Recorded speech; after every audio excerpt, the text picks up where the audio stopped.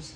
It's my pleasure to serve you, and it's my pleasure to be here tonight, this afternoon, however you want to call that. First thing I want to do is, this is a really good problem to have. So give yourself all a round of applause for supporting music in all of the schools in British Columbia.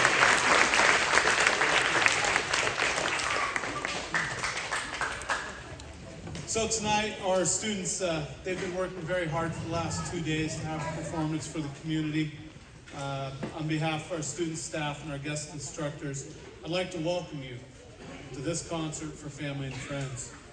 It's important to note that music has been a valued and integral part of Plumas County schools since the 1930s, including the tradition of fine concert bands, jazz programs, choral groups, marching bands, and musical theater.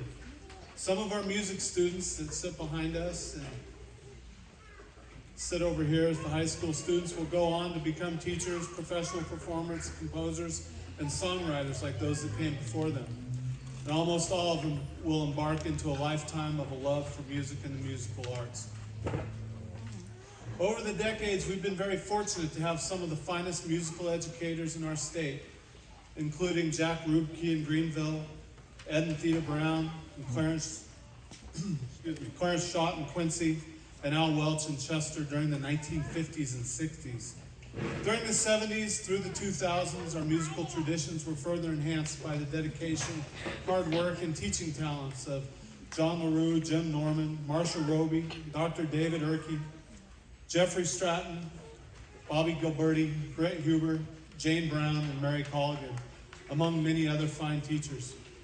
We are grateful for the dedication and selflessness of our current music teachers, Eliza Hardy and Jane Brown, for rekindling our students' love for music and rebounding the strength and vital activities of our music programs in our communities post-COVID.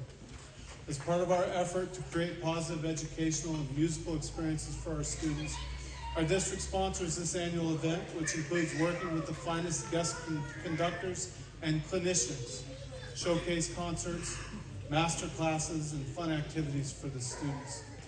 So thank you to all those who came before and all those that are here today.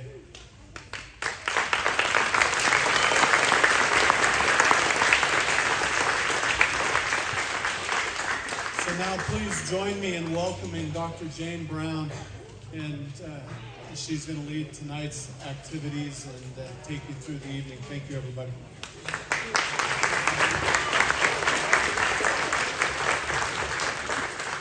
Can we have one more quick round of applause for Mr. Bill Roderick? Thank you, Bill.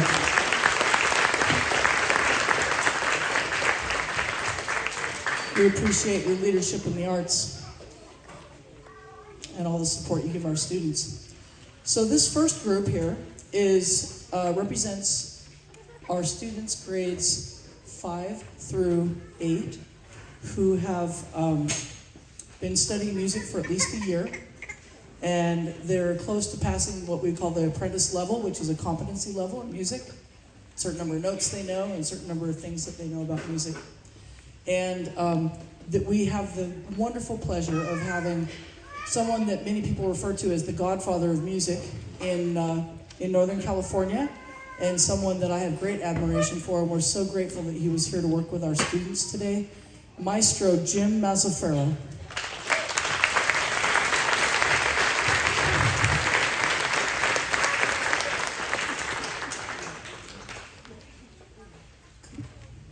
Call me the Godfather because I'm Italian. That's what we begin with Castles and Kings. I know it says pictures in an exhibition, but we're going to switch those around. So, Castles and Kings, enjoy.